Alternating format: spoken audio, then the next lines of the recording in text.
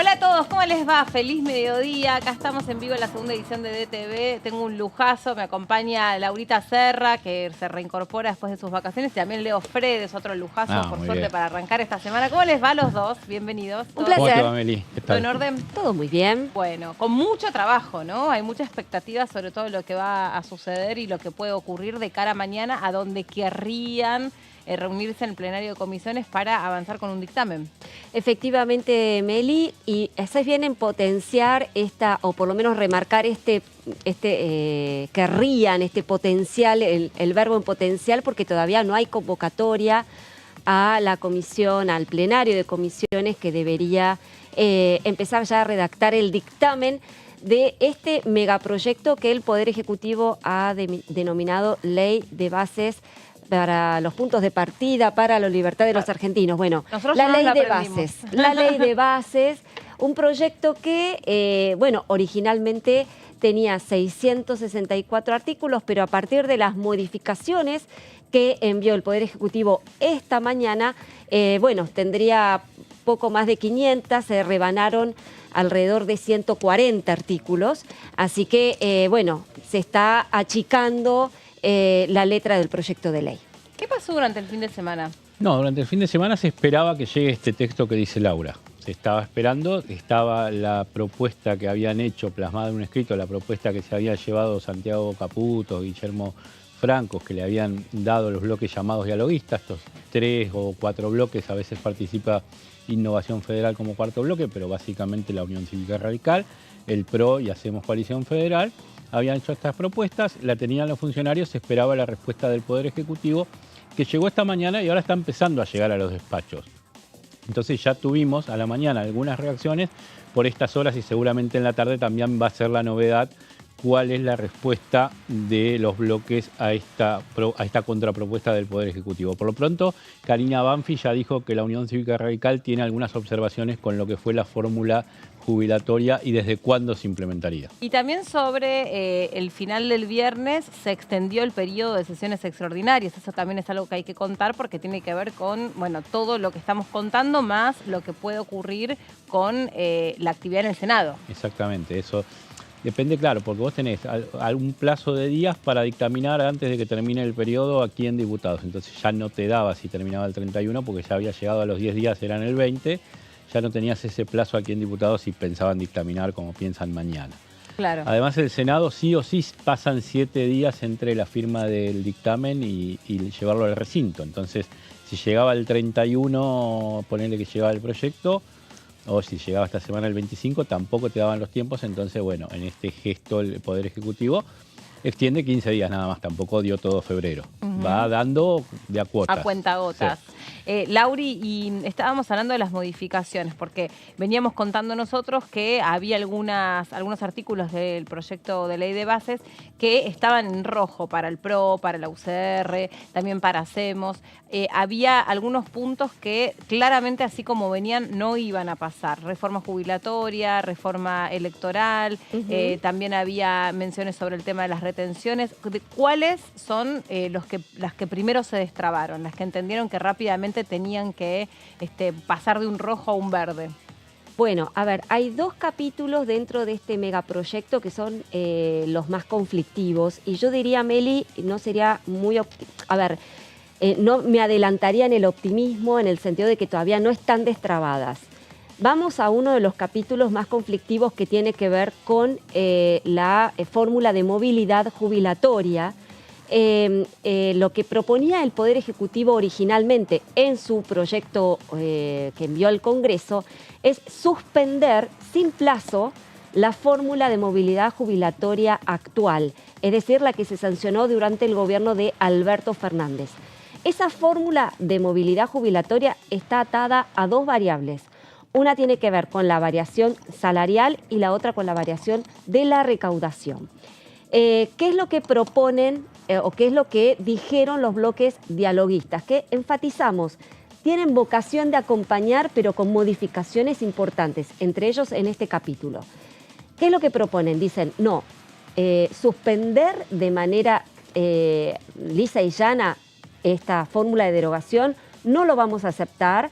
no vamos a aceptar que el gobierno discrecionalmente otorgue los aumentos por decreto, porque entienden de que esa forma discrecional podría redundar en una baja en los saberes. Sobre todo los que están en la jubilación posterior a la mínima. Exactamente eso. Entonces, ¿qué es lo que propusieron desde los bloques dialoguistas? Que se indexe por inflación. Y acá viene un detalle que no es un detalle, es un aspecto clave, que es a partir de cuándo. ¿Por qué? Porque los bloques dialoguistas lo que pretenden es que esta indexación por inflación opera a partir de enero, a partir de este mes. ¿Y cuál ha sido la oferta del Poder Ejecutivo recién enviada al Parlamento? Que opere a partir de abril. Y eso no es un dato menor. ¿Por qué? Porque, como vos bien sabés, Meli, en diciembre se dio la inflación, una inflación altísima del 25,5%. Se estima que en enero la inflación sería del 20% aproximadamente. Habrá que ver cómo será la inflación en febrero, pero todo indica que iría por ese número, quizás un poquito menos, pero no menos de 2 dígitos. Entonces, lo que estaría logrando el gobierno es, con la indexación a partir de abril, evitar la actualización con la disparada inflacionaria de diciembre, enero, febrero. Entonces, habrá que ver, yo creo que no, pero habrá que ver cuál es la reacción de los bloques dialoguistas. Ya un primer dato nos arroja recién Leo. Hay ciertas observaciones y reparos de la Unión Cívica Radical, seguramente también de los otros bloques para los que el capítulo previsional es un capítulo clave. Bueno, en un ratito también trajimos información resumida en placas para poder sintetizar todas las modificaciones en este aspecto, porque es uno de los ejes más sensibles, es decir, de aquellas leyes que desde esta oposición dialoguista se las denominaba los artículos con total intransigencia, tal cual venían, o de rojo más potente en este criterio de semaforización, estaba la reforma jubilatoria. En instantes nada más nos vamos a meter más en detalle, porque además hay muchas personas del otro lado que están muy, muy atentas a qué es lo que puede pasar más allá de los diputados, bueno, los ciudadanos, ¿no? Ver y estar atentos a qué es lo que pueda resultar con este tema en particular en el recinto. Pero si me dan un ratito, nos está llamando Gonza desde el móvil con más información para compartir con nosotros. Gonza, ¿cómo estás? Bienvenido y buenas tardes. Buenas tardes, Meli, para vos, para los compañeros en piso. Estamos aquí nosotros en la avenida Rivadavia, en la entrada, en el ingreso del edificio anexo de los diputados, en avenida Rivadavia 1841, donde estamos observando un poco el movimiento que hay en este día lunes, comienzo de semana hábil, de lo que será una semana seguramente cargada de actividad, sin la confirmación aún, pero la realidad es que hoy ya desde temprano conocimos la información, Meli, de que apareció en manos de los distintos bloques el texto borrador de cómo quedaría esta modificación justamente a la ley de bases y puntos de partida para la libertad de los argentinos, en donde se hizo hincapié no solamente en lo cuantitativo, sino en lo cualitativo. Recordemos, según las modificaciones que el Poder Ejecutivo estuvo analizando de los diferentes bloques, de las diferentes organizaciones no gubernamentales que han venido, de consultas que se han hecho a los ministros, se ha bajado, por lo menos en lo que marca el texto borrador, de cómo quedaría este proyecto, de 664 artículos que inicialmente tenía a 523. Ya ahí hablamos de un cambio rotundo, en este sentido de que tiene menos de 100 artículos, es decir, 100 artículos más que se han eliminado, que se han modificado del texto original. Al mismo tiempo tenemos que saber que hay distintas reuniones entre los bloques para continuar con el análisis. Muy cerquita nuestro estábamos avisados de una reunión en referencia a información que ha corrido por distintos colegas que han estado desde más temprano en la zona. Reunión de Hacemos Coalición Federal, analizando el texto sin querer hacer declaraciones, lógicamente, porque lo más importante en este momento es el análisis, la lectura, Meli. Por eso también se están presentando distintas notas de distintas organizaciones, de asociaciones de diferentes áreas, como puede ser el área de discapacidad, que ha presentado una nota a los diferentes bloques para hacer conocer cuáles son justamente las cuestiones más importantes que necesitarían que se modifiquen, pero bueno, y cultura lo que podemos también. hacer de resumen es que aquí hay mucho movimiento. ¿Cómo? Que el área de cultura también elevó una nota con muchísimas firmas, algo así como 20.000 firmas reunidas alrededor de las modificaciones que se habrían incorporado, pero que no terminan de satisfacer a los actores, porque sobre todo el INCA es el órgano que sí recibiría modificaciones, lo mismo que todos estos organismos pasarían a estar dentro de la esfera de la Secretaría de Cultura, algo que desde algunos sectores de la cultura no fue bien recibido. Así que así como decías vos, explicabas Exacto, el tema de discapacidad, Meli, bueno. el tema de cultura, es otro de los colectivos que está tratando de seguir presentando en este sentido algún tipo de reclamo. Claro, esto que te contaba era algo básicamente recién salido del horno, que es información reciente respecto a una nota del área de discapacidad de distintas áreas, justamente dentro de lo que abarca el rubro de discapacidad, y que ya fue recibida por los diferentes bloques. Todo de manera muy tranquila, muy sana y muy relevante para este intercambio, en donde ya hemos visto, bueno, justamente que en el borrador se han visto algunas observaciones y modificaciones, sobre todo de lo que es el texto original, pero decía, es momento ahora de que los bloques, los diputados hagan la lectura de todo este borrador, de estos 523 artículos, de cómo quedaría esta ley de bases y puntos de partida para la libertad de los argentinos, y ver cómo se va a desarrollar esta semana, Meli. Claro. Para saber si mañana finalmente tendremos una reunión de comisión plenaria para dar justamente el dictamen que necesita esta ley modificada, y también, lógicamente, lo que se necesita para ello es la aprobación en el recinto de la Honorable Cámara de Diputados de la Nación. Por eso, para saber si esto va a ser martes y jueves, como teníamos por lo menos anotado en nuestro borrador imaginario informativo, en base a la información que pudimos recoger desde la semana anterior en el cierre el viernes, y también por cuestiones que vamos averiguando ya en esta jornada. Gracias, Gonza. Volvemos con vos en un ratito.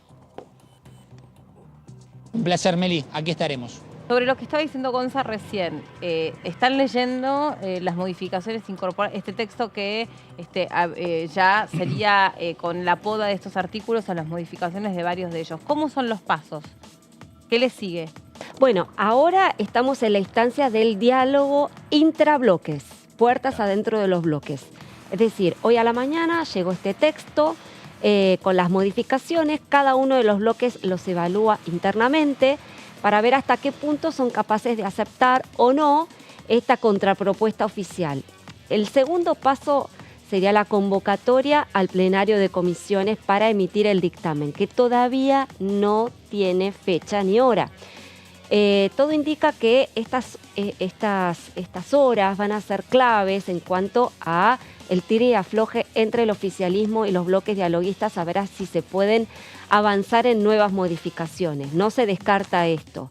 Habrá que ver en este sentido si el gobierno estira un poquito más la capacidad de otorgar cambios. ¿Por qué te digo esto? Porque en lo que tiene que ver con el capítulo previsional al cual nos acabamos de referir, pero también sobre el tema de retenciones, todavía hay distancia. Todavía hay distancia, por lo menos es lo que uno, si compara lo que proponían los bloques dialoguistas la semana pasada con este texto, todavía hay diferencias. Entonces, yo estimo que por esa razón no está convocada formalmente la comisión.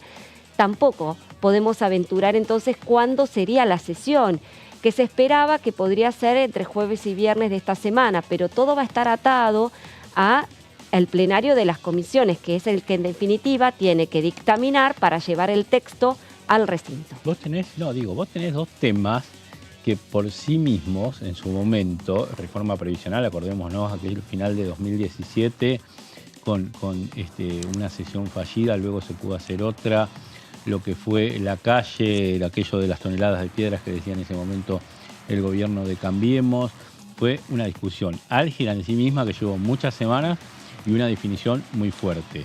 Y retenciones, el antecedente más fuerte de los últimos años es 2008 con la 125. Así es. Digo, vos tenés todo esto, estas dos cosas juntas en una misma discusión y además Como todo lo background. demás. Y todo lo demás. Sí, y ahí te quería preguntar, cuando recién hablábamos con Gonza, decía, bueno, hay algunos colectivos que también siguen bregando por modificaciones en su sector discapacidad y sector cultura, que está muy sensible la cosa ahí.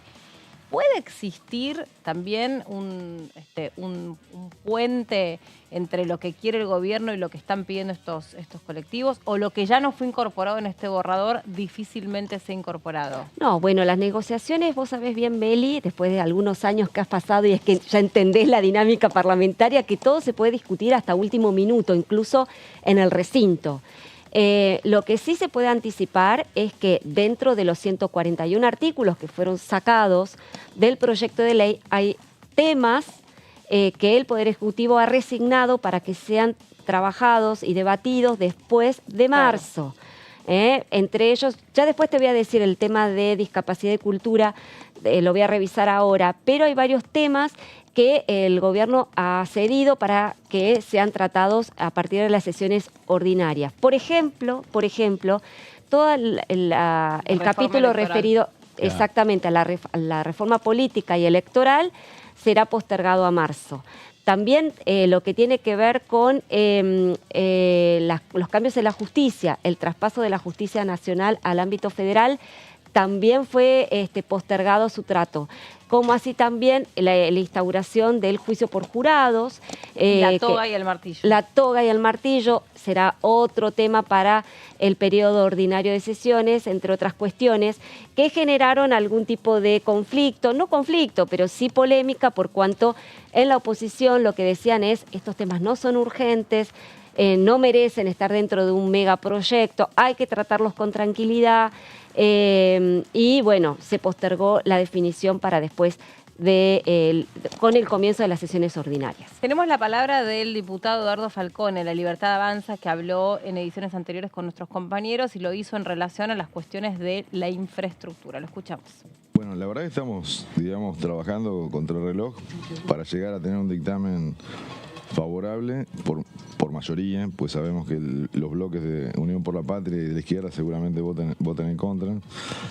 Así que es como usted dijo, esta semana estuvimos los primeros 3 días recibiendo a sectores y personas de la sociedad civil para que expongan su problemática, su posición favorable o negativa o que tuvieran dudas sobre los proyectos de ley.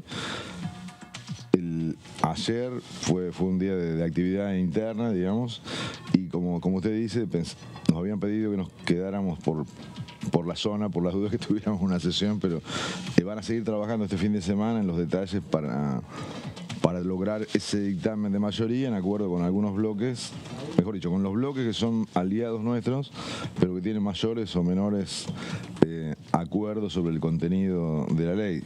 Así es. Muchos tienen una coincidencia total con los aspectos centrales de la ley y no con otros.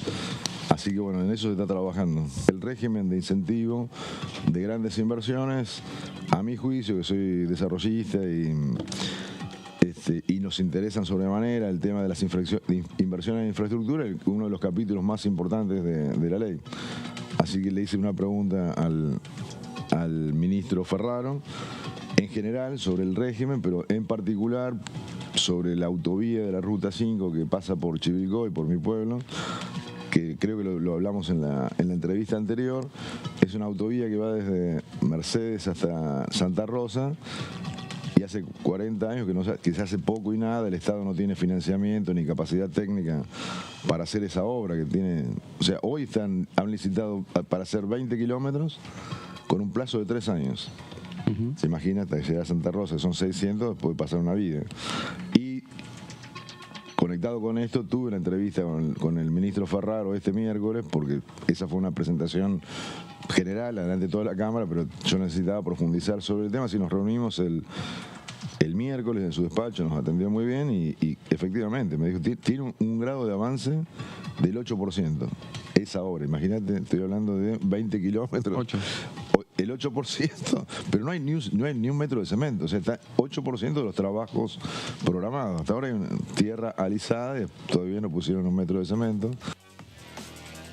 Decía. Esa es la palabra del diputado Falcone y seguimos avanzando. Para recapitular lo que ha sucedido hasta el momento, han tenido la posibilidad los diputados de hacerle preguntas a los funcionarios de gobierno que vinieron a responder distintas preguntas. Aún así, todavía querían que se pudieran presentar otros funcionarios que al momento no vinieron. Ese periodo de intercambio funcionarios-diputados ya se dio por terminado, más allá de este deseo de que viniera, por ejemplo, la ministra de Capital Humano, o que pudiera venir el ministro de Economía, o que pudiera venir el propio Sturzenegger, aunque no tiene rango de ministro, pero que pudieran venir a responder sobre algunas cuestiones. Bueno, ese capítulo se dio por saldado. Luego fue el turno de la sociedad civil, representando a sectores de los más variados que también vinieron a hacer sus comentarios o saludando las modificaciones que incorporaría esta ley de bases y principios, o por el contrario,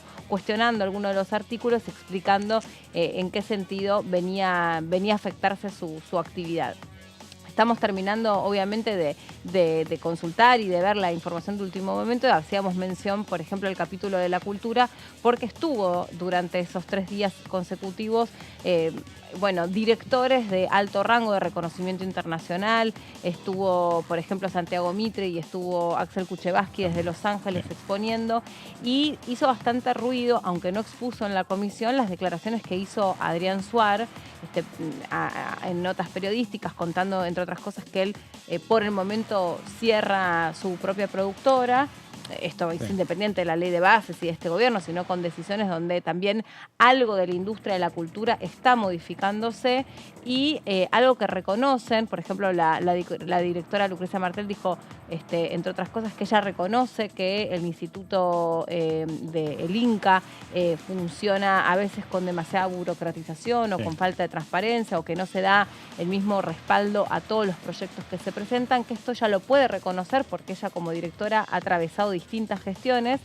Sin embargo, lo que ella expresó en esta exposición que tuvo ante los diputados es que de algo puede estar segura, y es que el sector, por lo menos del arte audiovisual, no puede acompañar bajo ningún punto de vista una desregulación, financiamiento. Quiero leer porque el presidente Javier Milei, en declaraciones que hizo con la radio Rock and Pop esta mañana, les contestó directamente a los actores y nosotros lo traemos aquí en este textual: oponemos los recursos del Estado para financiar películas que no mira nadie, pero para mantener el alto nivel de vida a ciertos actores de ciertos espacios políticos, oponemos esa plata para darle de comer a la gente.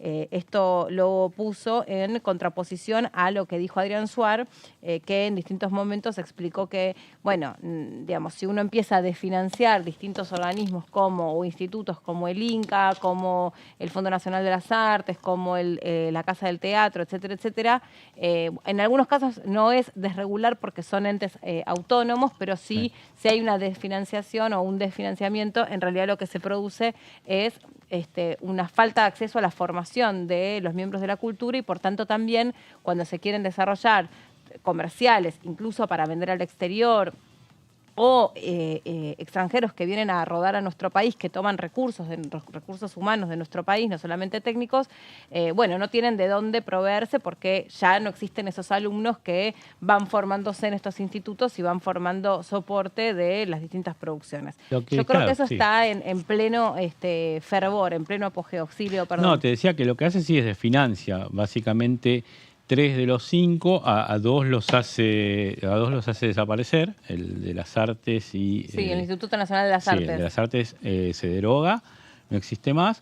El Inca, como es autárquico, continúa, pero le quita mucho presupuesto, porque lo que es un 25% de la recaudación del CONFER o del ENACOM ahora, iba para el Inca, ahora no va más. Esa partida se quita y solamente queda el 10% que se obtiene por la venta de entradas en espectáculo. Su autosustentabilidad. Y para reemplazar ese 25% queda que el Poder Ejecutivo, a través del presupuesto nacional, puede determinar la partida. Pero bueno, ahí pierden ese monto seguro del 25% y quedan a merced de la lapicera del funcionario. Sí. Ahí hago un pequeño paréntesis porque recién revisando, ¿viste? Estamos ahí Sí. un poco minuto a minuto revisando el texto que envió el Poder Ejecutivo. Hay modificaciones en bien. estos capítulos. No te lo puedo precisar porque digamos, es bastante confuso en el sentido de que se modifica tal artículo, el Claro. inciso. No, Hay tenés que que ver cuál es el artículo. hay que revisarlo, pero lo cierto es que hay una respuesta Claro. del Poder Ejecutivo a estos planteos que han formulado los distintos actores de la cultura nacional. Habrá que ver si efectivamente satisfacen o no. Claro. Esto es por un lado. Después está la cuestión política y económica, ¿no? Que tiene que ver con las retenciones, que es otro de los capítulos también conflictivos dentro de la negociación. Lo que sí ha cedido y ha confirmado en este texto el Poder Ejecutivo es en eliminar las retenciones a distintos productos de las economías regionales. Ahora, si querés, lo detallamos, Lauri, porque tenemos que hacer una pausa, pero eso también fue una de las cuestiones que sobre las que más se profundizó cuando los distintos expositores de la sociedad civil vinieron. ¿Les parece que hacemos una pausa cortita? Súper. Dale, Dale. ahí venimos. No.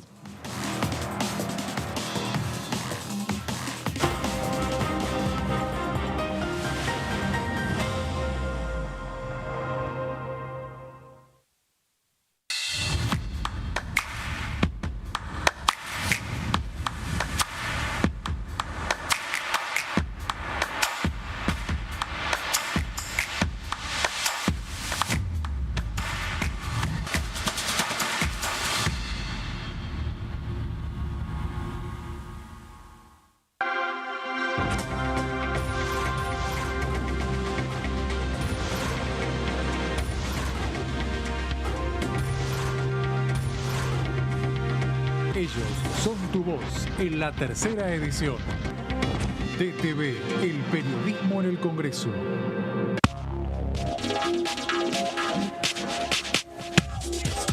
DTV es información, es diálogo, es análisis. DTV es federalismo, libertad de expresión, pluralidad de voces. DTV es todo lo que un país en democracia tiene que ser. DTV es tu voz en el Congreso. Seguí eligiéndonos. DTV, el periodismo en el Congreso.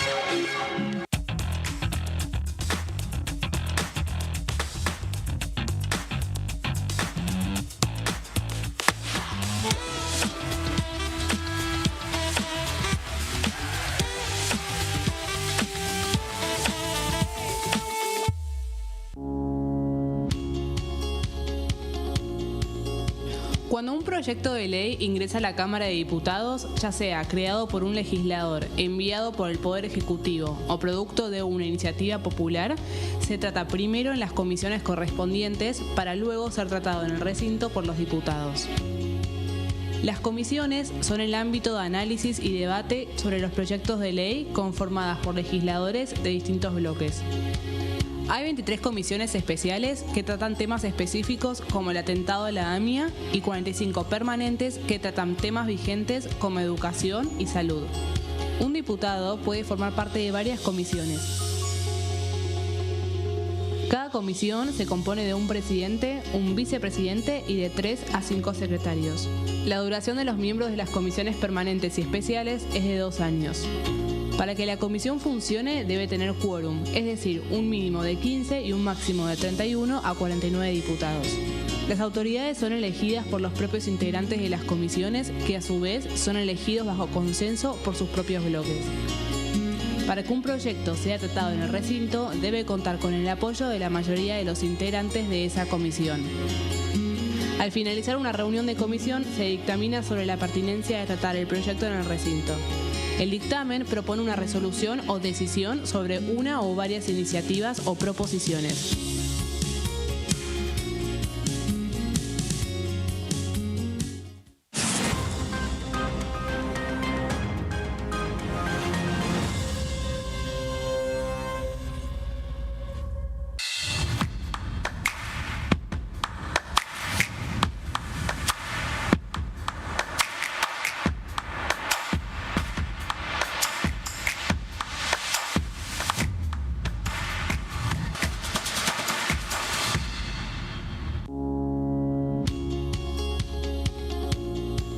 La Cámara de Diputados tiene 257 miembros. Los diputados debaten y sancionan leyes que rigen en todo el territorio nacional. Algunas de las más importantes son el presupuesto de gastos generales del Estado, el Código Civil, el Código Penal, la forma en que se rige el trabajo, las jubilaciones, entre tantas otras. Además, controla y hace un seguimiento de las políticas del Poder Ejecutivo a través de la visita de diferentes funcionarios o el pedido de informes, así como la posibilidad de realizar juicios políticos a los funcionarios. La duración de los mandatos de los diputados es de 4 años y pueden ser reelegidos indefinidamente. Desde el momento en que asumen y hasta el final de su mandato, no pueden ser acusados, interrogados judicialmente, ni molestados por las opiniones o discursos que imitan desempeñando su mandato. Son requisitos para ser diputado tener al menos 25 años, 4 años de ciudadanía argentina y haber nacido en la provincia por la que se postula o haber residido en ella los 2 años precedentes. Se agrupan en bloques que expresan partidos políticos o afinidad ideológica. Existen también los monobloques integrados por un solo diputado.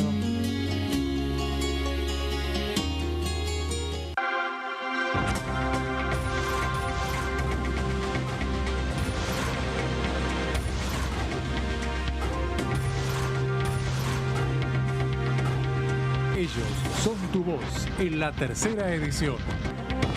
DTV, el periodismo en el Congreso.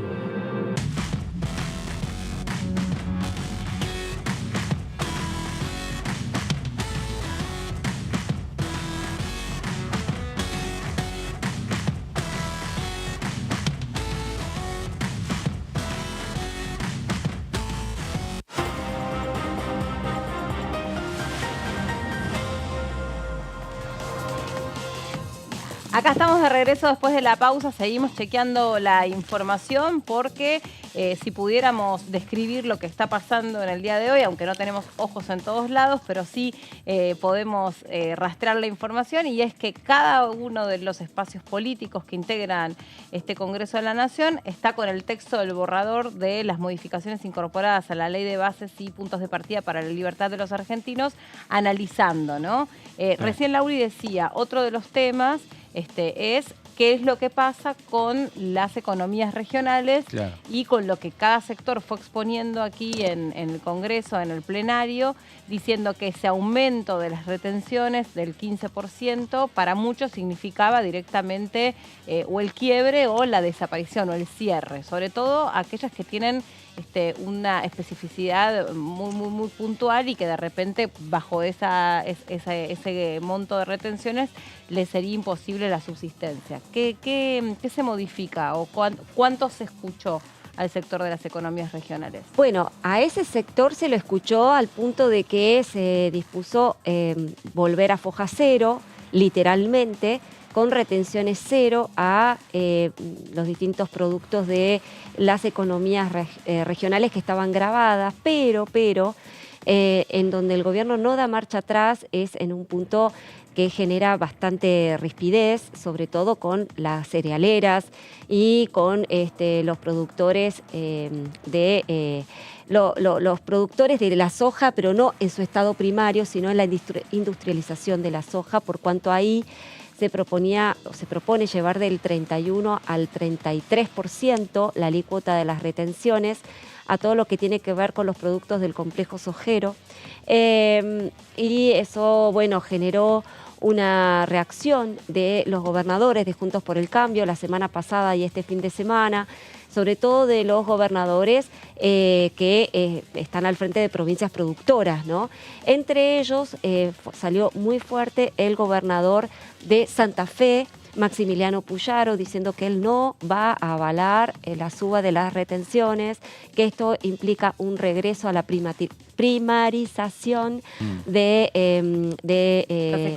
la industria, exactamente, de la actividad agropecuaria, y que va a generar un golpe muy fuerte para todo lo que es esa industria de agropecuaria. Entonces ahí están analizando en Juntos por el Cambio, o lo que eran los bloques que integraban Juntos por el Cambio, esta propuesta me da la impresión, Meli, de que esto va a seguir generando un tire y afloja entre el oficialismo y el Congreso.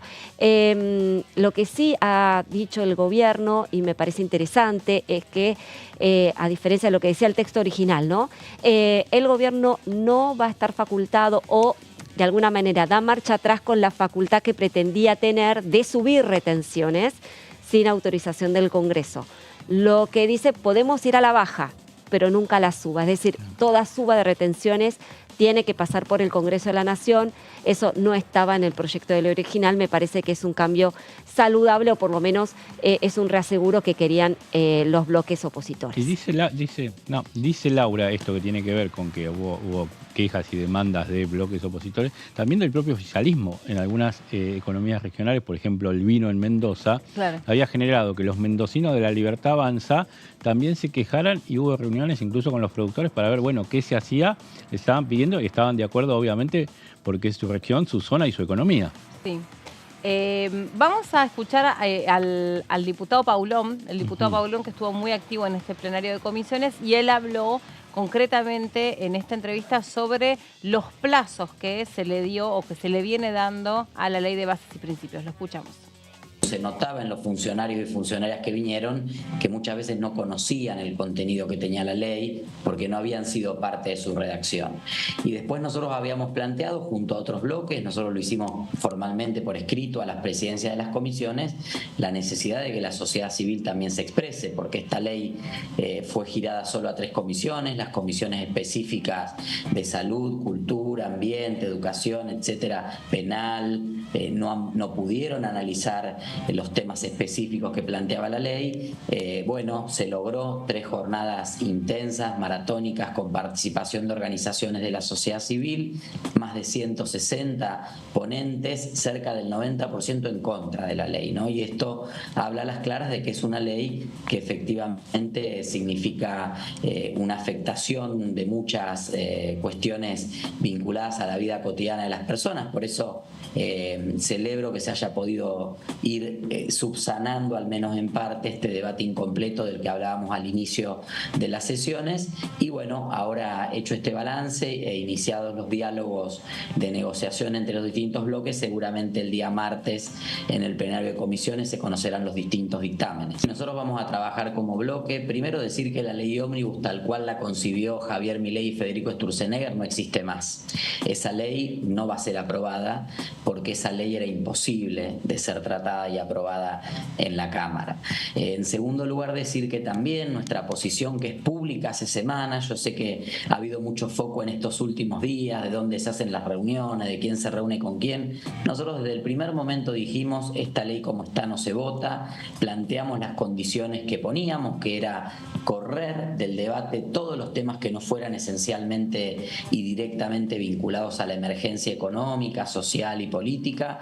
Dijimos claramente que por 4 años no le íbamos a delegar funciones al presidente, dijimos claramente que no había 60 delegaciones parlamentarias para el presidente, dijimos claramente que las jubilaciones no se tocaban, dijimos claramente que el juicio por jurados y la reforma electoral no iban en este paquete. Bueno, esa misma valoración han hecho otros bloques y la buena noticia de estas últimas horas es que el gobierno finalmente, a pesar de que intentó forzar el argumento y la máquina más no poder, con una supuesta sesión de sábado y domingo, estaban hasta convocados los compañeros y compañeras de seguridad y automotores en guardia para el fin de semana, finalmente primó la cordura y el gobierno se avino a dialogar con los distintos bloques para primero ordenar el debate parlamentario. Había acuerdo en todos en que la semana que viene tranquilamente podíamos estar trabajando en los dictámenes el martes y en jueves y viernes una sesión, no hay problema, y si nos tenemos que quedar el fin de semana seguiremos el fin de semana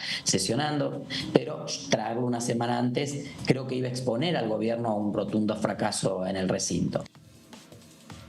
Le damos la bienvenida aquí en el piso al diputado Alejandro Vilca, que está con nosotros de la provincia de Jujuy, de la izquierda. Recién hablábamos sobre el crecimiento que había tenido el bloque que usted integra para poder conseguir mayor cantidad de representación dentro del Congreso. ¿Cómo le va? Bienvenido. ¿Qué tal, Melina? Un gusto estar. Y sí, la verdad que es importante, ¿no?, tener 5 diputados de la izquierda en un momento difícil, ¿no?, de la Argentina. no solamente por la crisis e inflación, sino también por lo que se viene, ¿no? Con este DNU y esta ley ómnibus que intenta pasar el gobierno de Javier Milei, ¿no? Dentro del bloque, ¿en qué instancia están ahora? Mira, nos vamos a reunir ahora con el bloque para pensar bien las modificaciones, ¿no? Que ha hecho el gobierno, que ha mandado. Lo estudiaremos, obviamente mantenemos nosotros nuestras críticas, ¿no? Sobre el DNU y esta ley. Creemos que no es suficiente, ¿no? Las modificaciones que se hicieron en varios puntos, ¿no? Sobre todo lo que sí nos preocupa es el tema provisional, más allá que digan, ¿no? De que se va a mantener esta movilidad, lo que no dice o plantea a partir de abril, tomando marzo, pero no dice nada diciembre, enero, febrero, donde, bueno, tuvo los picos, ¿no? Inflacionarios, entonces eso significa que los jubilados van a perder muchísimo, ¿no? Entonces, a partir de muy abajo. Yo creo que esto también va en sintonía en su momento, ¿te acuerdas cuando el FMI se juntó con el gobierno? Parte de las exigencias era ir contra la jubilación y creo que esto no cambia el sentido, más allá que admita, ¿no? El cambio en el sistema previsional o en la movilidad. La fórmula, claro. La fórmula van a perder muchísimo, ¿no? Además con el Fondo de Garantía de Sustentabilidad, ¿no? Que se quiere apropiar el Ejecutivo. Entonces, bueno, son golpes durísimos, además de otros puntos como el referido a lo laboral y el derecho a la protesta, que es algo fundamental, que para nosotros que no se modifica, significa un golpe sobre todo al derecho al reclamo de los trabajadores. Y por último, un punto que también nos parece clave, que son las facultades, ¿no? Por más de que... Las facultades delegadas. Claro, por más que en su inicio eran 2 años, prorrogable a 2 más, claro. 4 en total, ahora sería se reduce 1 y con probabilidad de 1 más, pero aún así son facultades que por ahí hoy muchos de los puntos que no se incluyeron o que ellos quieren modificar, el día de mañana, si tiene las manos libres, lo pone y lo incorpora y avanza, ¿no? Entonces, desde la izquierda, ¿ustedes cómo van a reaccionar frente, por lo menos lo que se conoce ahora, que es este texto de borrador? Todavía no se sabe concretamente cuáles son todas las modificaciones incorporadas, pero suponiendo que entra este texto, el último, el que llega hoy, que están ustedes analizando, ¿cómo van a reaccionar? Nosotros lo rechazaremos porque hay puntos fundamentales. Entero, igual que el DNU, ¿no? Y vamos a mantener, y sobre todo, bueno, vamos a apostar que esto se exprese en la marcha del 24 de enero, ¿no? Lo que sí, yo creo que... ¿Van a marchar? Vamos a marchar el 24 de enero junto a las centrales sindicales, junto a las organizaciones sociales, sindicales, culturales, de la salud, que bueno, se va a expresar seguramente en una gran movilización de rechazo a esto, pero también exigiendo un plan de lucha y una huelga general, ¿no? Lo que sí te quería comentar, este texto, ¿no? Que mandó el Ejecutivo, bueno, yo creo que es más una señal para aquellos bloques que están negociando, ¿no? Un dictamen común y después convocar a esta sesión para aprobar la ley ómnibus. Yo creo que va también en sintonía de las muchas negociaciones que se mantuvieron a trastienda. Vos viste, ¿no? Todos estos días que vivimos de audiencia, donde vinieron montones de expositores, lastimosamente poco tiempo, ¿no? Y para los muchos temas que toca esta ley ómnibus, pero que en paralelo se están haciendo reuniones a espalda, ¿no? En el Hotel Savoy, en algunos despachos, para ver si cerraban algún dictamen. Yo creo que esto es una señal del gobierno para ver si pueden llegar a un dictamen común y sesionar, ¿no?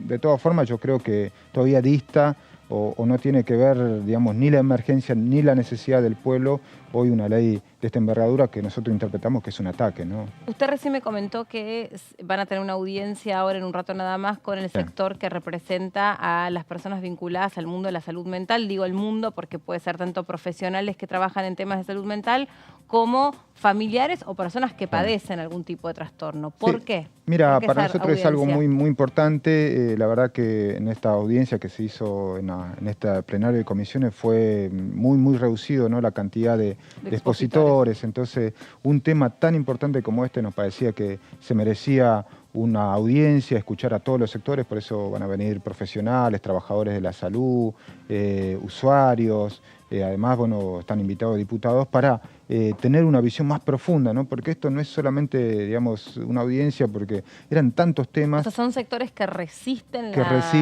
y que rechazan esta modificación que lamentablemente, digamos, da facultades a la justicia de poder internar a gente, digamos, sin un diagnóstico oportuno ni, digamos, ni evaluaciones que sean, digamos, claras, ¿no? Entonces, bueno, esto la verdad que es grave O sea, la izquierda, ¿qué ley de salud mental acompaña? No, nosotros creemos que no se tiene que tocar. Que no se tiene que No tocar se tendría la que ley de tocar. salud mental. Claro, porque lo que justifica ahora es la intervención de un juez para, darte un ejemplo, ¿no? Internar a una persona porque lo considera el juez que es peligrosa para él o para el entorno. Entonces eso está por fuera de lo que generalmente se hacía, ¿no? O venía funcionando, que eran con comités o digamos, una comisión de salud con técnicos, con médicos que evaluaban al paciente. Y además esto va en función de los negocios, de los que son esas clínicas privadas como manicomio, que es para internar, y para,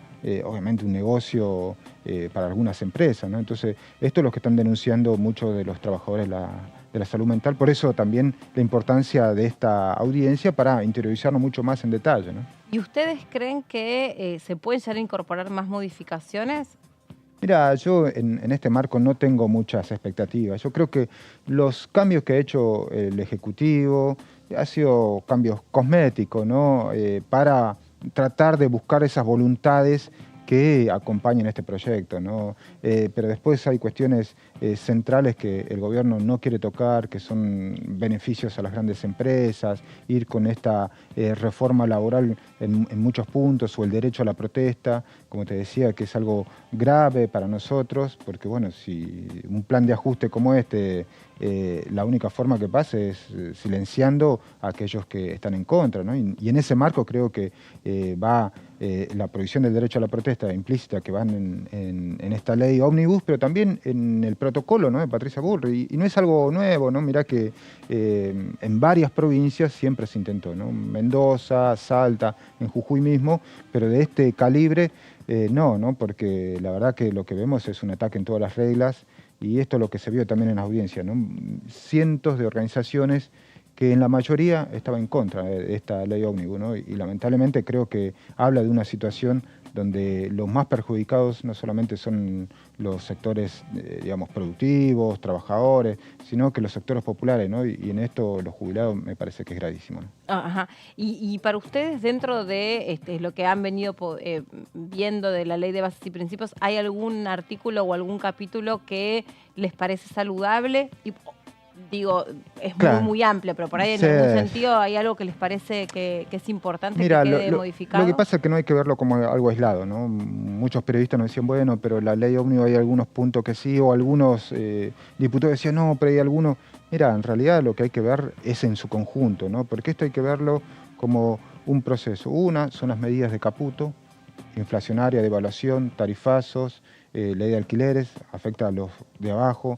Otra, el decreto de necesidad de urgencia, también, ¿no?, que afecta a los trabajadores, a las obras sociales. Bueno, la ley de tierras, que es otro tema importante que también lo podemos tocar.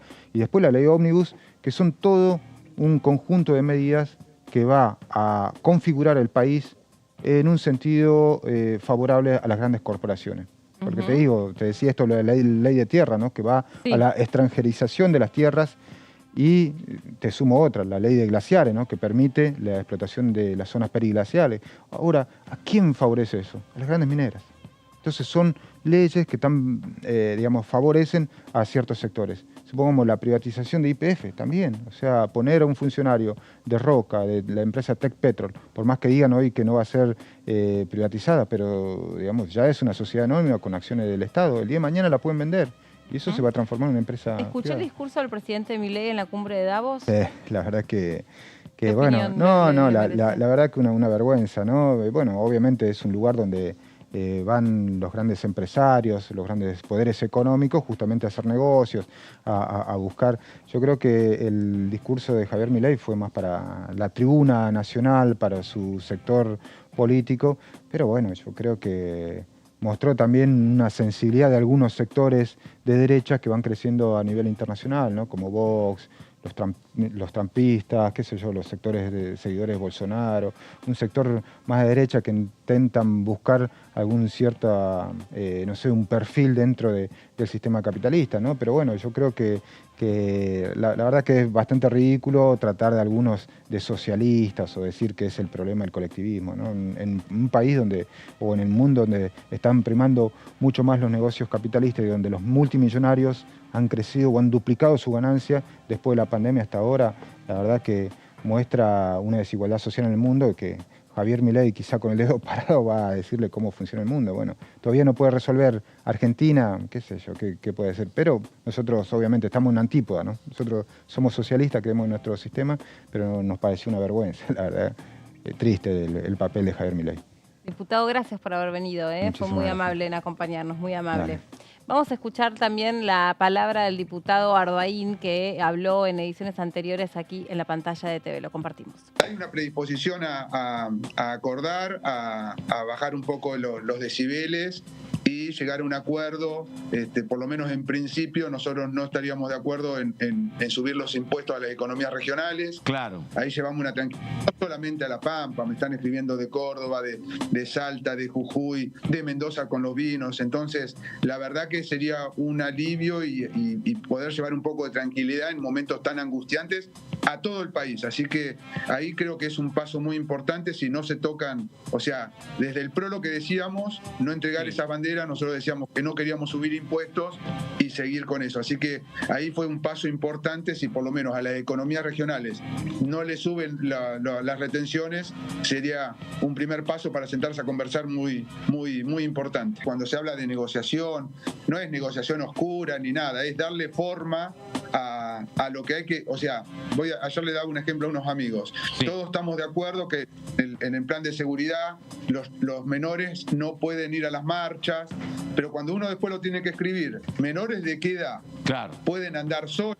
¿En qué situación? Entonces, eso es la negociación, es llevar a la práctica lo más posible la realidad. Entonces, eso es lo que estamos trabajando, es no subir impuestos, tiene que tener movilidad los jubilados y la reforma electoral, como la planteó el Ejecutivo, son las tres banderas que nosotros no podríamos acompañar. Y como sumaron ustedes recién en el inicio de la nota, sí, delegación de facultades, claro, por un año, con un año por el Congreso.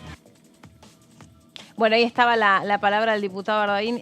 Bueno, interesante también la postura recién del diputado Vilca, que me quedé conversando un ratito, que me contaba que todavía están como leyendo y profundizando en estas modificaciones y esto, ¿no? Recibiendo gente que quedó sin poder exponer en el plenario de comisiones y que ellos quieren recoger, bueno, las preocupaciones que se van generando en cada uno de los sectores que al momento no traerían ningún tipo de modificación respecto al texto original de la ley de bases. Tal es el caso del colectivo de la salud mental.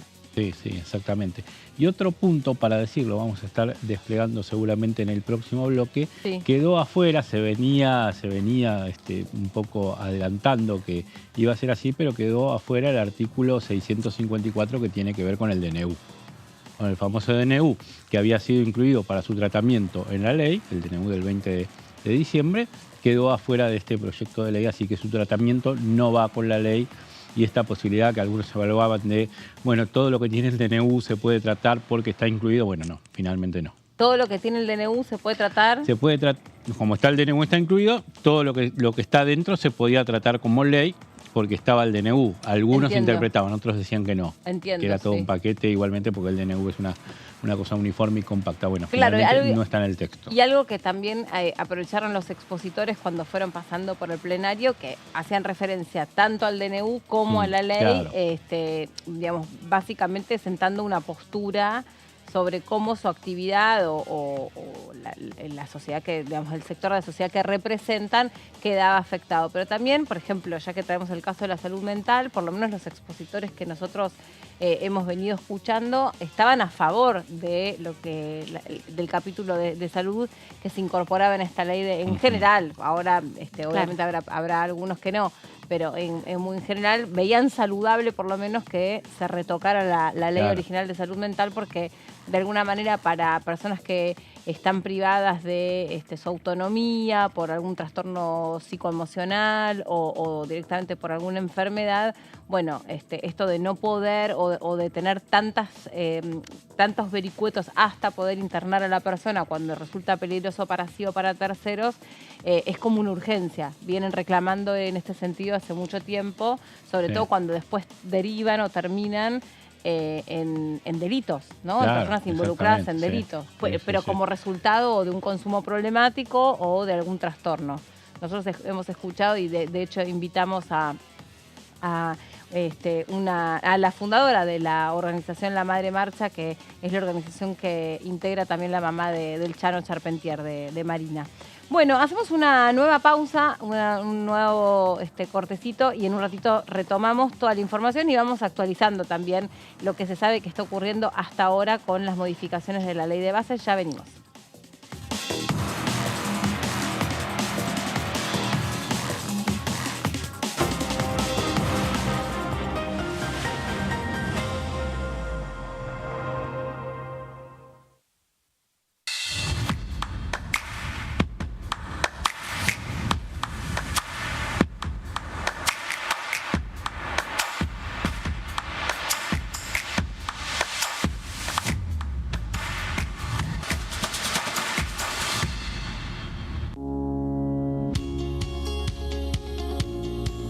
La Cámara de Diputados tiene 257 miembros. Los diputados debaten y sancionan leyes que rigen en todo el territorio nacional. Algunas de las más importantes son el presupuesto de gastos generales del Estado, el Código Civil, el Código Penal, la forma en que se rige el trabajo, las jubilaciones, entre tantas otras. Además, controla y hace un seguimiento de las políticas del Poder Ejecutivo a través de la visita de diferentes funcionarios o el pedido de informes, así como la posibilidad de realizar juicios políticos a los funcionarios. La duración de los mandatos de los diputados es de 4 años y pueden ser reelegidos indefinidamente. Desde el momento en que asumen y hasta el final de su mandato, no pueden ser acusados, interrogados judicialmente, ni molestados por las opiniones o discursos que imitan desempeñando su mandato. Son requisitos para ser diputado tener al menos 25 años, 4 años de ciudadanía argentina y haber nacido en la provincia por la que se postula o haber residido en ella los 2 años precedentes. Se agrupan en bloques que expresan partidos políticos o afinidad ideológica. Existen también los monobloques integrados por un solo diputado.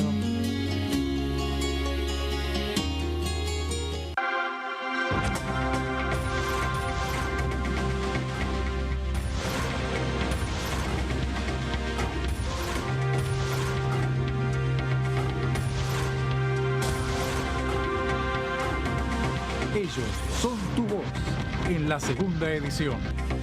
DTV, el periodismo en el Congreso.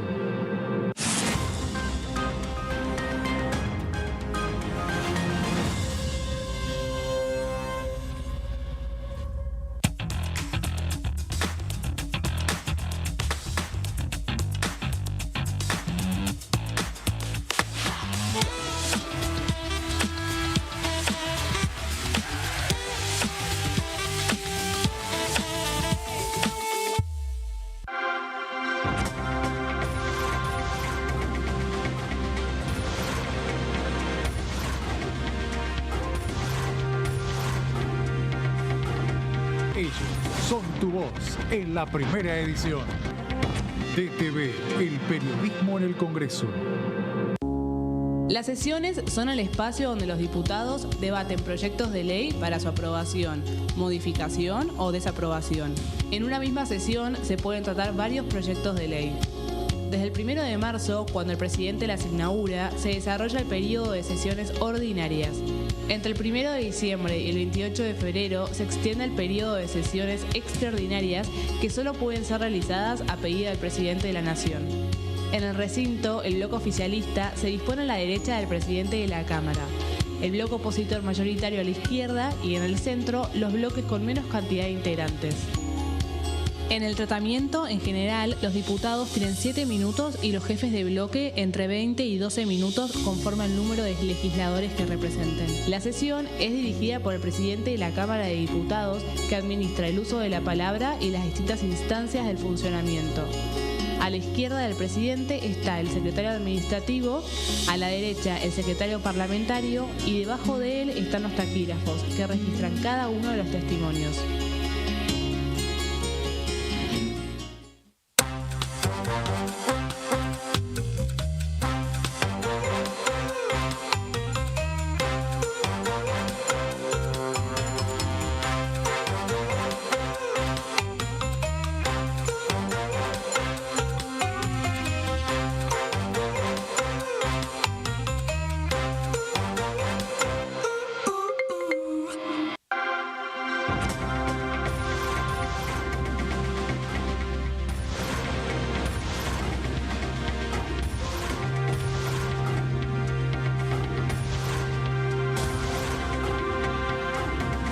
Ellos son tu voz en la segunda edición. DTV, el periodismo en el Congreso.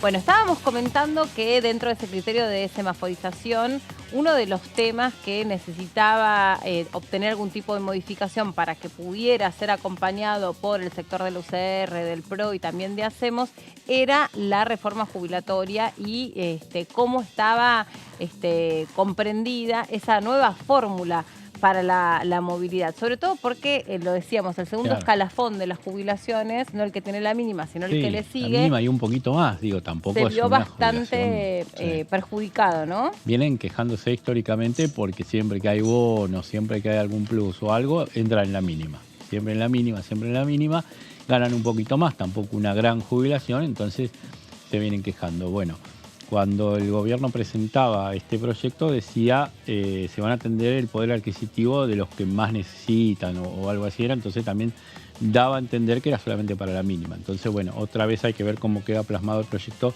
para ver si finalmente se atienden a estas jubilaciones o no. Bueno, Lau, vos tenés información resumida en placas con este tema de la movilidad. Sí, con una aclaración, Meli, porque, bueno, cuando armé estas placas fue previo al ingreso del texto con las modificaciones del Poder Ejecutivo, con lo cual vamos a ir haciendo los retoques o las pequeñas modificaciones. De las modificaciones. De las modificaciones, mientras las estamos explicando, si les parece, vamos compartiendo esta primera placa que tiene que ver con uno de los capítulos claves de este megaproyecto de ley enviado por Javier Milei al Congreso de la Nación. ¿Qué decía el proyecto original? El proyecto original establecía la suspensión lisa y llana de la fórmula de movilidad jubilatoria sancionada durante el gobierno de Alberto Fernández. ¿Qué es lo que pretende el Poder Ejecutivo? Pretende ajustar los saberes por decreto, actualizarlos, ¿no es cierto? Claro. Más que es actualizar los saberes por decreto con la única indicación de que se tengan en cuenta criterios de equidad y sustentabilidad económica, priorizando a los beneficiarios de más bajos ingresos. Y es lo que vos decías hace un rato, Meli, que los ajustes o las actualizaciones iban a impactar sobre todo a los del haber mínimo, pero no así a los de las jubilaciones que tampoco son de privilegio, ni muchísimo menos, son las jubilaciones un poquito más altas, pero estarían afuera de esta actualización que pretendía hacer el Poder Ejecutivo por decreto. Ahora, ¿cuál fue la réplica de los bloques dialoguistas? Proponían un artículo que estableciera que los incrementos sean mensuales y atadas a la evolución del índice de precios al consumidor del INDEC, es decir, atados a la inflación. Claro, pero ahí está el tema que recién mencionabas vos, Lau, y que también mencionaba el diputado Vilca. Sí. ¿A partir de qué mes? Exacto. ¿Cuáles son los meses que dejás afuera de este recálculo? Muy bien, vamos a ir avanzando con esa precisión, Meli. Antes que nada, seguir aclarando que el Poder Ejecutivo no quiere esta propuesta de los bloques dialoguistas de indexar ya mismo a partir de la inflación. A ver, y esto hay que entenderlo.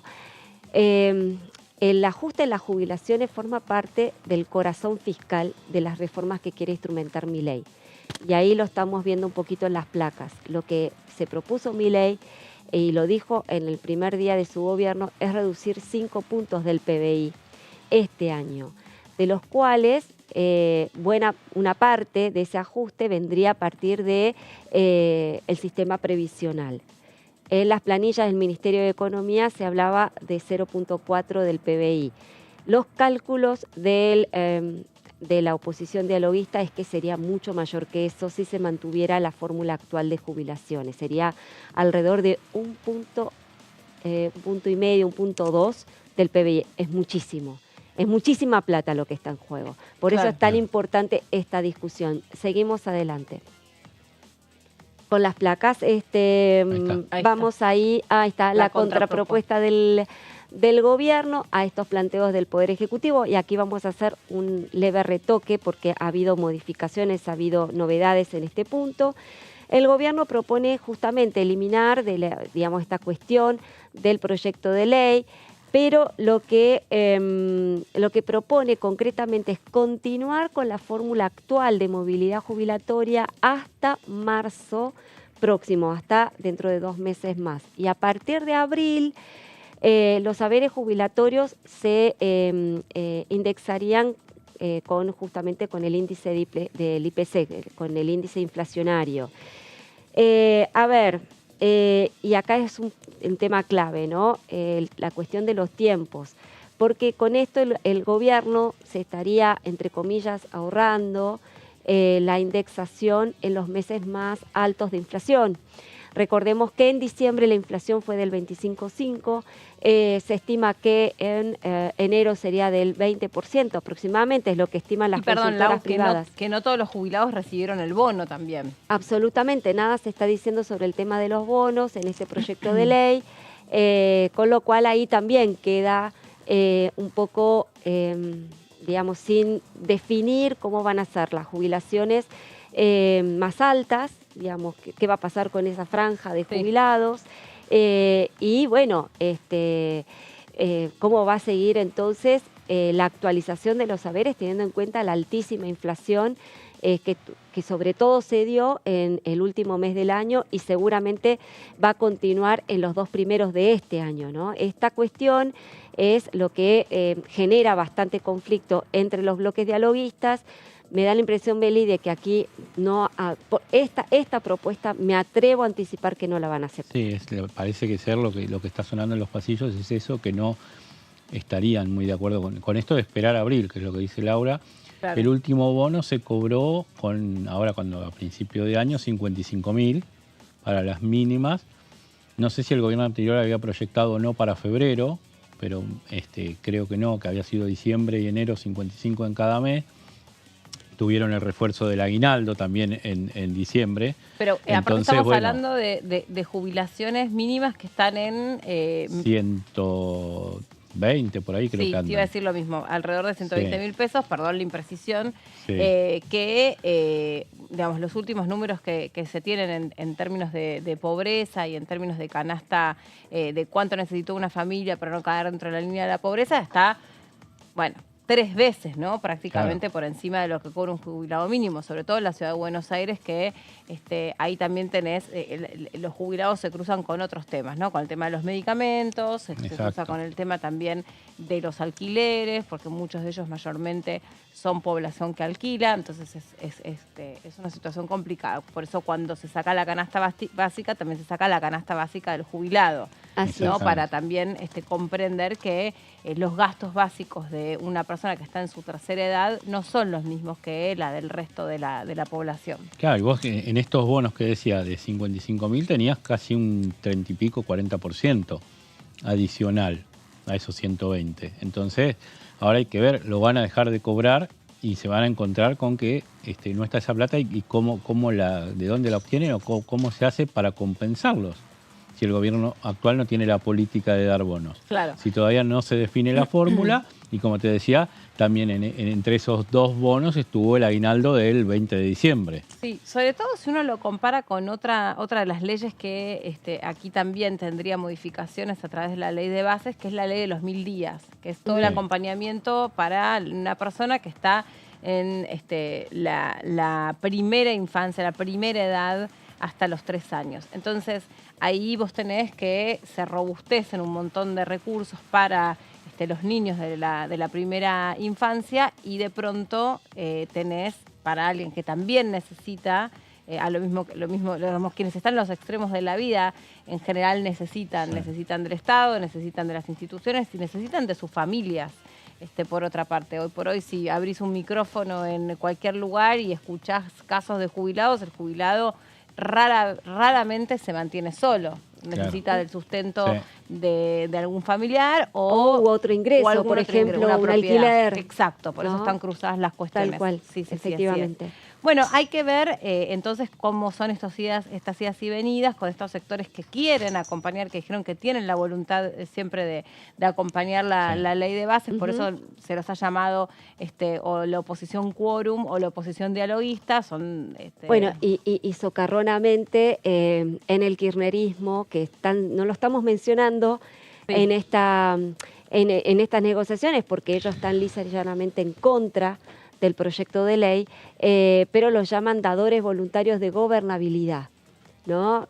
Es una forma un tanto risueña de una chicana para tildarlos a estos bloques que en definitiva quieren acompañar, pero con limitaciones a las pretensiones que, hay que decirlo, no eran pretensiones de máxima del gobierno, que en un primer momento quería, nada menos que 14 emergencias, tener facultades delegadas en numerosas materias, como así también instrumentar reformas impositivas importantes, entre ellas, por ejemplo, los aumentos de las retenciones, que, aclaración vale, no son coparticipables con las provincias, y de ahí un poco la reacción de las provincias también.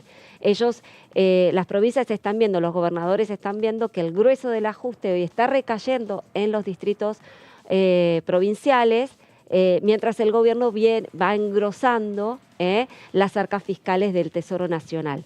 Y eso es ahí es donde las provincias tratan de poner un límite. Leo, vos tenés más información para compartir con nosotros. Sí, Meli, en lo que tiene que ver con el capítulo fiscal e impositivo de esta ley de bases, se habla de bienes personales, la modificación a este impuesto, y tiene que ver con la creación de un régimen sobre los bienes personales para todos los periodos fiscales hasta el 31 de diciembre de 2027. Es decir, que está legislando por los 4 años del periodo de Javier Milei. Dice que las personas humanas y sucesiones se podrán adherir hasta el próximo 31 de marzo. También, como cuando se da todo beneficio impositivo, se busca un plazo corto para que la gente se pueda adherir o no, como para no decir, te lo dejo en el tiempo y se van ubicando cuando quieren. Entonces, como tiene sus pros y sus contras, un poco apuran, entre comillas, al que se quiera acoger para que lo haga en un plazo corto. Posiblemente se termina extendiendo muchas veces 1 o 2 meses más, pero no queda abierta mucho más esta ventana para entrar en los beneficios. El proyecto propone la creación de, esto decíamos, de un régimen. Pasamos a la siguiente placa. La opción de adherir al régimen de carácter individual y voluntario y comprende al impuesto sobre los bienes personales y a todo otro tributo nacional que en el futuro patrimonial pueda reemplazar a lo que tiene que ver con lo que pueda ser una nueva legislación. Incluye los periodos fiscales, como decíamos, 2024 a 2027. Vemos la siguiente. Para aquellos contribuyentes que adhieran a este registro, se procederá a evaluar todos los bienes del monto resultante que tienen al 31 de diciembre de 2023, menos la diferencia, como se hace actualmente, que se hacen estos descuentos, y así se determina la base imponible del impuesto para estos periodos fiscales de 2023 a 2027. Es decir, te toman lo que tenés como patrimonio y lo dejan congelado hasta 2027. Eso es lo que se va a pagar. Ahora entra en la siguiente placa un poquito de aclaración. Los contribuyentes que sean personas humanas y sucesiones indivisas que se adhieran a este régimen aplicarán la alícuota del 0,75 sobre la base imponible. Es decir, es una alícuota baja en relación a la que se están manejando hoy en la mayoría de los contribuyentes. Hay un mínimo de 0,75, sí, pero alcanza a muy pocos. La mayoría está alcanzado por alícuotas del 1 y pico o hasta el 2,5%.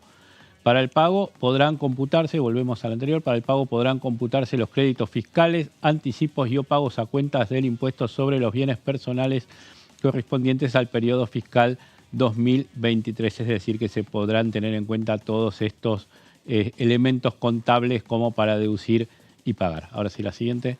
Los contribuyentes deberán realizar un pago inicial de este registro no menor al 75% del total del impuesto hasta el 31 de marzo de 2024 inclusive. O sea, decíamos, le da la posibilidad al contribuyente de pagar hasta el 31 de marzo, le congelan los bienes personales que tienen 2023 hasta 2027, es decir, que si en 2025, 2026 se compra otra casa, un yate o lo que sea, sigue pagando sobre lo que pagó en 2023.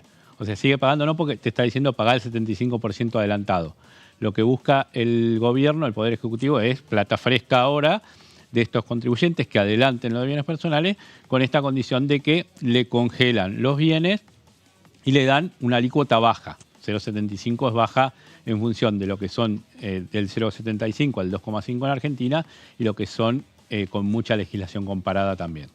Claro, a comparación de otros países. Bueno, algo respecto de los impuestos, y es que también todos los exponentes de, sobre todo de La Libertad Avanza, vienen reconociendo que, lo dijo aquí también el titular de la Comisión de Presupuesto y Hacienda, sin ser de La Libertad Avanza, pero simpatiza con muchos de los principios, estoy hablando del diputado José Luis Espert, dice que, entre otras cosas, los empresarios y los que tienen alguna pyme se quejan de la enorme presión tributaria y que es esta presión tributaria el pie de un elefante pisándoles la cabeza sin darles la posibilidad o de formalizar a sus empleados o de terminar de despegar y que esa pyme realmente pueda recuperar, sobre todo lo que ha perdido, porque siempre el punto de comparación, cuando uno piensa en grandes crisis, es la pandemia, porque muchas pymes ahí tuvieron que achicarse, recortarse, despedir personal o dejar de,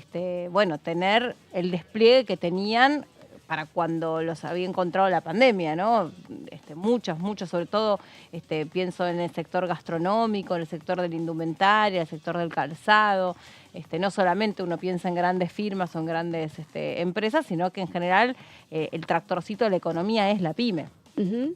Y ahí también hay mucha preocupación respecto de la presión tributaria. Efectivamente, claro que sí, pero bueno, lo que se ha propuesto Milei es justamente tratar de, instrumentar aumentos impositivos. Habrá que ver cómo viene ganancias, ahora me acuerdo, ¿no? Mientras hablo de aumentos impositivos, ¿no? Que eso puede ser también un tema de debate, pero lo cierto es que para las pymes concretamente, ahí hay como una suerte de compensación, o por lo menos lo que Milei pretende, o lo que interpreta como una compensación, que es, bueno, está bien, hoy te mantengo alta la carga tributaria, pero al mismo tiempo instrumento una serie de regulaciones entre lo que tiene que ver con la cuestión laboral, ¿no, Meli? Sí, las reformas laborales. Las reformas laborales que fueron bien recibidas por un vasto sector del empresariado. Sí, de ¿no? Los empleadores. Exactamente, entonces, bueno, tratar de compensar por ese lado. Es más, me llama la atención en parte porque la mayoría de los bloques dialoguistas están a favor del paquete de reformas laborales instrumentados en el decreto de necesidad y urgencia.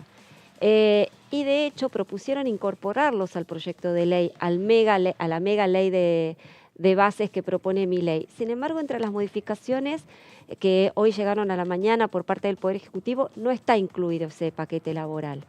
Recordemos que en un par de días más, el miércoles, va a haber un paro convocado por la central sindical, al cual van a adherir varios sectores, incluso también sectores políticos.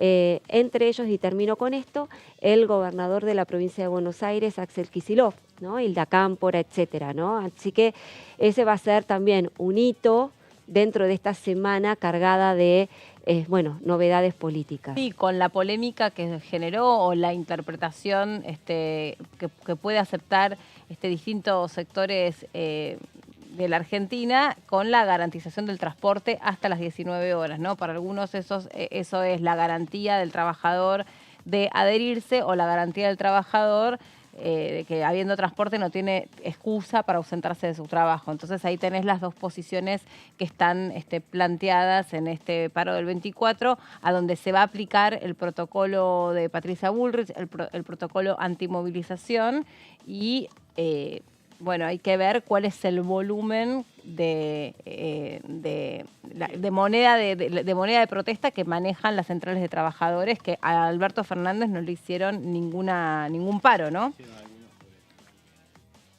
Sí, hubo alguno no muy movilizante ni tampoco puesto con mucho énfasis, pero hubo alguna medida de fuerza.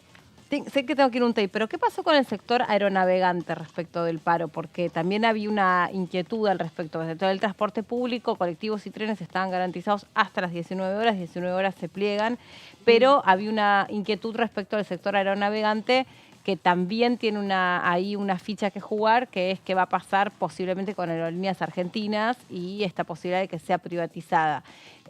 No me terminaba de... No tengo información. En plena temporada de verano, ¿no? En plena temporada de verano, efectivamente, todavía no, la verdad es que no sé qué actitud van a tomar respecto de la medida de fuerza los gremios aeronáuticos. Lo cierto es que, yendo al capítulo de privatizaciones, Meli, vos sabés bien que en el megaproyecto de ley estaban incluidas 41 empresas estatales para ser sujetas a una eventual privatización. La única a la que excluyó formalmente el gobierno es a YPF. ¿Y Banco Nación no? No, Banco Nación sigue estando en el listado, pero para una eventual privatización parcial. Habrá que ver si esto lo toman también los bloques dialoguistas.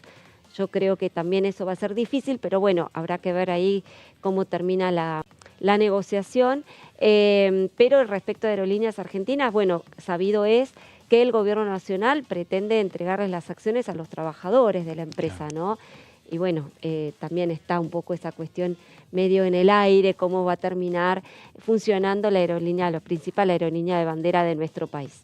Bueno, quiero repasar algo de lo que se fue virtiendo en estos días de plenario de comisiones. Allí estuvo Axel Boer. Axel Boer es el presidente de la Cámara Panamericana de Biocombustibles Avanzados, porque hay una cuestión, ¿no?, dentro de la Ley de Bases y Principios que tiene que ver con los biocombustibles, con los cortes de los combustibles y de los hidrocarburos en general. A ver, escuchemos a Boer.